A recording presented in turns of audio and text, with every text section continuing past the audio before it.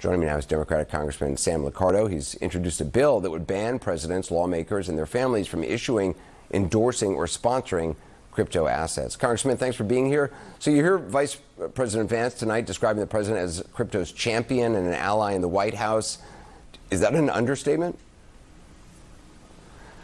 Well, certainly there are many of us in Congress who want to see a sensible set of policies to support fintech innovation. But there's a big difference between pro-innovation and pro-corruption. And if we had any doubts about whether or not this president's coin operated, those doubts have been erased, certainly in the last few weeks. We saw the black tie dinner that the president held last week at his golf club for top crypto buyers. Among the donors who were identified in the press, as well as those who publicly identify themselves, were a number of foreign nationals. Bloomberg reported earlier this month that more than half the top holders of the president's meme coin have used foreign exchanges that they say ban American users, which suggests those buyers are not residing in the U.S. How concerning is that to you? Oh, tremendously. Not only has the president essentially attempted to use this industry very successfully, apparently, to supercharge grift, the fact that the grift is coming from foreign actors is particularly problematic, not just to me as a former federal prosecutor, but certainly to our founders who put in Article 1 of the Constitution the prohibition on emoluments.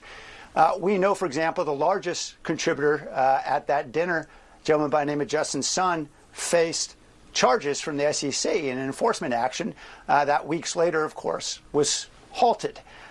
There's no question there's pay-to-play going on here, and when it's coming from foreign actors, it's particularly problematic because obviously we have no idea what their interests are, but they're certainly not necessarily aligned with ours.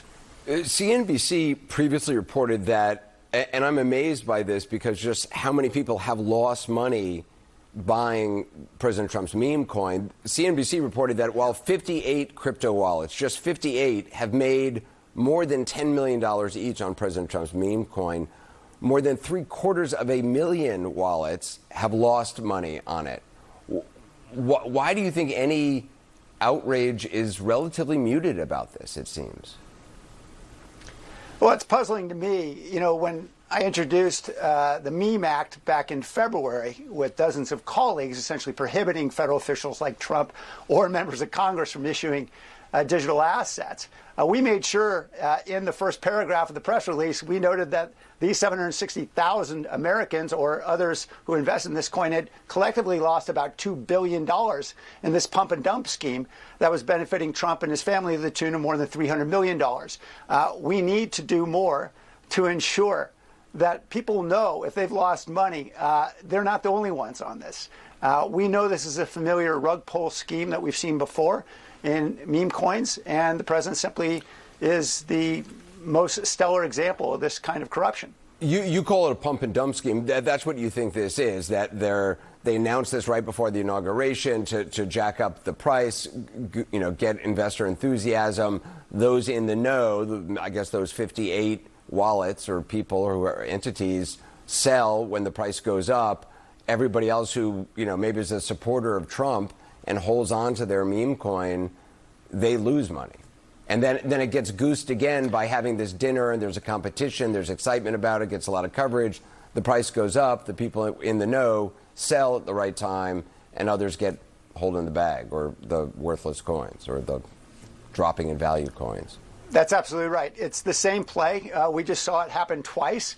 And the first time, by the way, it looked as though the primary investors were overwhelmingly from China, based on what we've been able to tell from investigations from the media, really. So we know who's winning. Those are folks who are offshore overwhelmingly.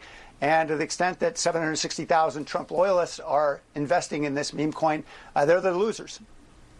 Is there any interest in investigating? I mean, you're talking about investigations by the media. Is there any interest among Republican colleagues of yours in having any kind of investigations on Capitol Hill about this? I mean, I know the answer to that, I think. Well, I hear the griping.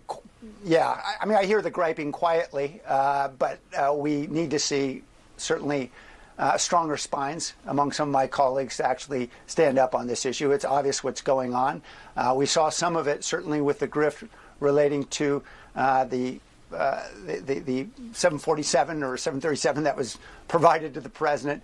This is actually much larger in terms of magnitude and the impact, and frankly, in terms of what it could mean for undermining American interests. Yeah. Congressman Liccardo, I appreciate your time. Thank you. Thank you. It's a pleasure, Anderson.